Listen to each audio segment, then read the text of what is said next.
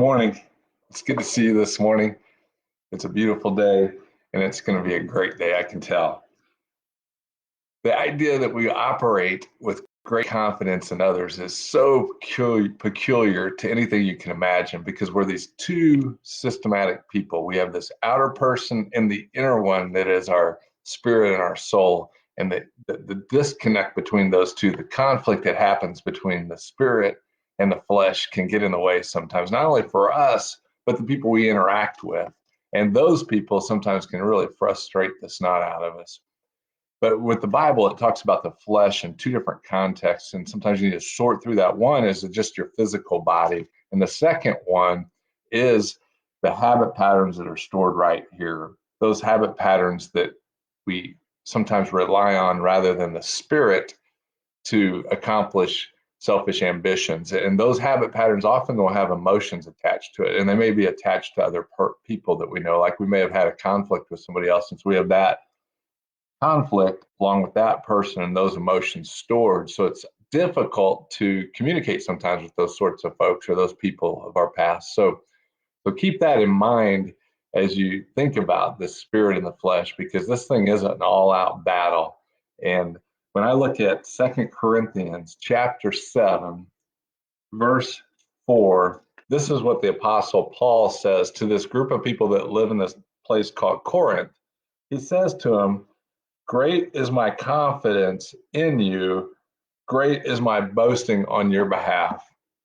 First time I saw this, I was like, this Paul is a nut job. He wrote this letter, I think, about 6 months after he wrote 1 Corinthians.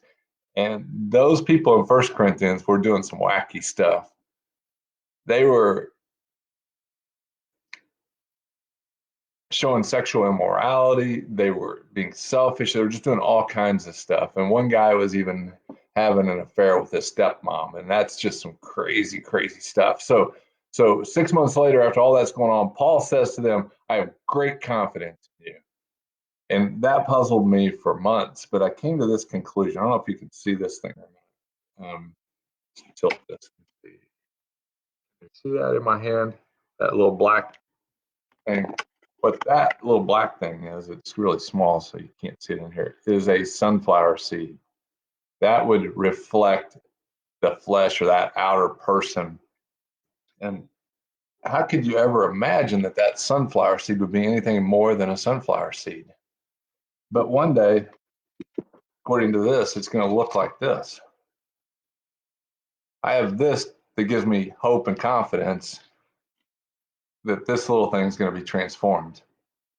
So keeping that in mind, thinking that way, when Paul says, "Great is my confidence in you" in 2 Corinthians 7, he's also knowing something else. He goes back to 2 Corinthians 5, and he says this in 2 Corinthians 5, "Therefore," this is verse 16, "from now on we recognize no one according to the flesh."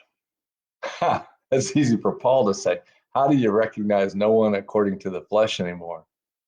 And we've kind of dialogued about this in the past, that the way you do it is that you look at the inner person. You see him from the inside out. You recognize him as a spiritual being, not as a physical being. And the next verse in 2 Corinthians 5:17 says, "Therefore, if anyone is in Christ, he's a new creation, and the old things are gone, and all things have become new." So if you can view somebody from the inside out and say they're a child of God, and I'm going to try to look at them that way, maybe it'll take the edge off, and maybe one day you'll be able to see them being transformed from that little black seed that it didn't seem to be of any value to this beautiful flower that blossomed out of that. And in that process, in 2 Corinthians 5:14, the way we do it, it says, "For the love of Christ controls us." Not my flesh, not the world system or anything like that. It's the love of Christ that controls us. So today, let the love of Christ allow you to look at others from the inside out. It's going to make life a lot more enjoyable. It's going to make your day a little bit better. And then you may get to see the result of God working from the inside out and transforming them from that seed to that beautiful flower. Have a great day. See you guys soon.